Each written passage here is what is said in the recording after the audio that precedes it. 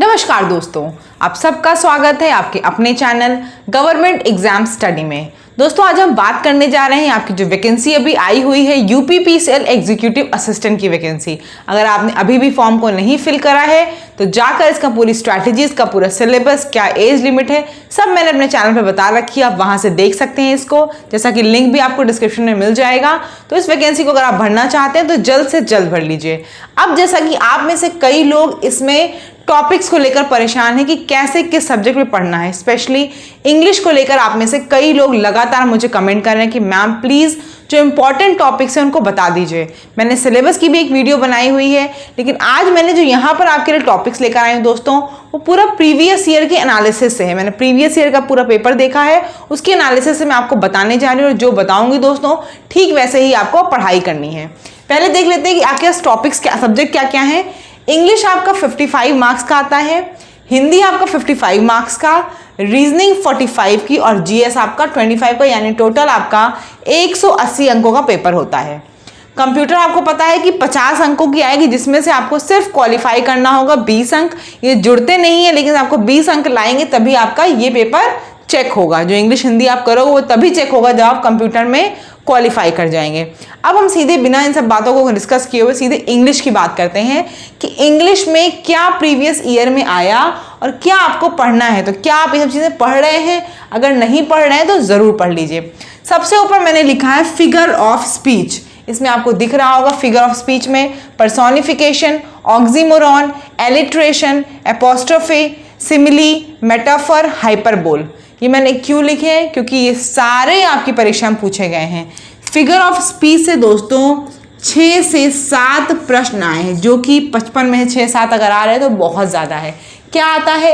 एक तो आपको फिगर ऑफ स्पीच पता होना चाहिए कि ऑक्सीमोरॉन क्या है। सीधे सीधे डेफिनेशन पूछी हुई है, ऊपर लिखा हुआ है, फिर नीचे 4 ऑप्शन दिए, पूछा है ऊपर वाला क्या कहलाता है, ऑक्सीमोरॉन, हाइपरबोल, एपोस्ट्रोफी या फिर सिमिली। दूसरा क्या पूछा जाता है? दूसरा इसमें पूछा जाता है दोस्तों, आपको सेंटेंस दिया रहेगा और पूछा जाएगा कि ये क्या है, सिमिली है, मेटाफर है, कौन सा फिगर ऑफ स्पीच इस सेंटेंस में है।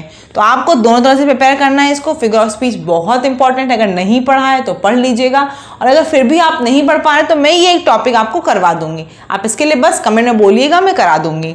आगे देखते हैं दोस्तों इनडायरेक्ट डायरेक्ट।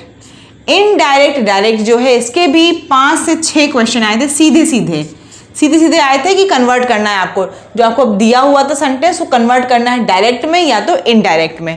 तो अगर मैं ये बताऊं आपको इनडायरेक्ट डायरेक्ट आया है तो इसका मतलब अपने आप समझ लीजिए कि एक्टिव पैसिव भी आ सकता है। ठीक है, तो इनडायरेक्ट डायरेक्ट अगर मैंने लिखा है तो आपको एक्टिव पैसिव भी कर लेना है।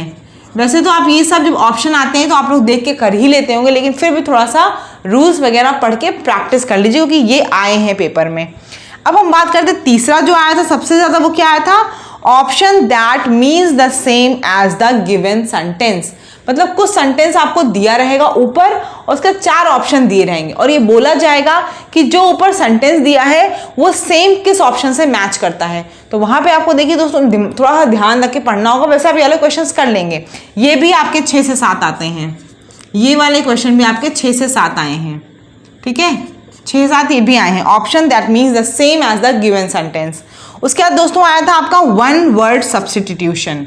1 वर्ड सब्स्टिट्यूशन वाले क्वेश्चन आए थे, ये भी आपके 5 से 6 आते हैं, इनका भी वेटेज ज़्यादा है। 5 से 6 1 वर्ड सब्स्टिट्यूशन आते हैं। उसके बाद आया था choose the option that combines the sentences correctly. मतलब 2-3 सेंटेंस लिखे होंगे ऊपर, आपने लिखा होगा कि Ram is a banker, Ram is a ये, उसके बाद कंबाइन करके नीचे कहीं कंक्लूजन लिखा होगा। तो आपको वो चूज करना होगा कि जो सारी बातें ऊपर बोली गई वो किस में कंबाइन होकर लिखी गई हैं। समझ में आ रही बात? वो वाला भी आपका 5 से 6 आता है, ये भी आपका 5 से 6 क्वेश्चन आया था। उसके बाद बात करते हैं इनकरेक्ट फ्रेज की। ये क्वेश्चन भी आपका 5 से 6 आया था, इनकरेक्ट फ्रेज वाला। फ्रेज ऊपर कुछ भी लिखा था, ऐसे आपको पता है फ्रेज मैंने बताया है ना, जो फ्रेजल वर्ब आपके होते हैं कट आउट या कुछ, तो वो फ्रेजल वर्ब वहां पे गलत लिखी होगी, कट आउट होगा जहां पे होता कट ऑफ होना हो। तो आपको ये इनकरेक्ट फ्रेज को भी फाइंड करने वाला क्वेश्चन 5 से 6 आया था। ठीक है, आगे देख लीजिए करेक्टली यूज वर्ड। इसमें क्या था? इसमें दोस्तों ऐसे आपको पता है कि ड्यू, मैं बोलूंगी ड्यू तो एक DEW होता है और एक DUE होता है। तो करेक्टली यूज वर्ड आपको मतलब वहां पे दोनों लिखा होगा, ड्यू भी और DUE भी। आपको फाइंड आउट करना होगा पूरे ऑप्शन में से कि कौन सा करेक्ट है, मतलब किसका यूज सही है, ड्यू का सही है कि DUE ड्यू का सही है। ठीक है, ऐसे वाले प्रश्न आए थे, ये भी आपके 5 से 6 आए थे, ये भी आपके 5 से 6 में जितना क्वेश्चन बता रही हूँ ना इतना ही सेम आया था 55 मार्क्स में। सिनोनिम एंटोनिम्स के क्वेश्चंस कम थे, ज्यादा नहीं थे, 4 मान लीजिए, 3 से 4 क्वेश्चन होंगे सिनोनिम एंटोनिम्स के। पैसेज के पूरे 5 क्वेश्चन आए थे, तो ये तो आप लोग कर लोगे, पैसेज दिया होगा और पैसेज से 5 क्वेश्चन आप लोग कर लोगे। ईडियम एंड फ्रेसेस से भी 2 से 3 क्वेश्चन आए थे और एरर वाले से भी, एरर फाइंडिंग से भी 2 से 3 क्वेश्चन आए थे। एग्जैक्ट मुझे याद नहीं है मतलब, लेकिन प्रीवियस ईयर के अकॉर्डिंग बता रही हूँ। देखिए इंपॉर्टेंट आपका पहले आप क्या करेंगे, अगर फिगर ऑफ स्पीच आपको नहीं आता है तो जरूर पढ़ लीजिए। UPPCL में ये आए हुए प्रश्न है, फिगर ऑफ स्पीच के 6 से 7 क्वेश्चन बता रही हूँ वो आए हैं। अगर आपका प्रीवियस ईयर हो क्वेश्चन तो देख सकते हैं, ये 6 से 7 क्वेश्चन आए हैं। इनडायरेक्ट डायरेक्ट का इंपॉर्टेंस है, इसलिए साथ साथ एक्टिव पैसिव भी पढ़ लीजिएगा। Option that means the same as the given sentence, समझ में आ गया, मैंने बता दिया आपको क्या है वो देख लीजिएगा। वन वर्ड सब्स्टिट्यूशन भी ज्यादा इंपॉर्टेंट, इसको देखिएगा।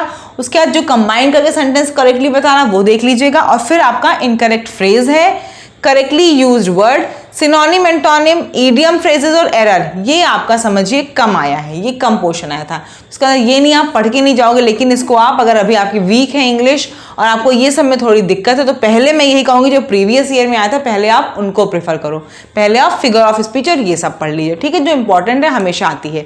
दोस्तों ये मैंने आज अभी आपको इंग्लिश का बताया है, अगर आपको ये समझ में आए और आपको लगे कि नहीं हाँ ये वाकई इंपॉर्टेंट है तो प्लीज़ आप कमेंट करिएगा। मैं आपको ऐसे ही हिंदी के एनालिसिस, कौन कौन से टॉपिक प्रीवियस ईयर में ज़्यादा आए हैं, कंप्यूटर के, रीजनिंग के, GS के, सबके एनालिसिस ऐसे आपको मैं बता दूंगी, जिससे आप वही टॉपिक्स अच्छे से ज़्यादा करें जिनसे प्रीवियस ईयर्स में क्वेश्चंस आ रहे हैं। अगर आप चैनल पे नए हो दोस्तों, चैनल को सब्सक्राइब जरूर कर लीजिएगा और जो मैंने दोनों वीडियो बताएगा आपको वो भी मन करे तो लिंक से जाके आप देख लीजिएगा और टेलीग्राम से हमारे ज़रूर जुड़ जाइए। धन्यवाद।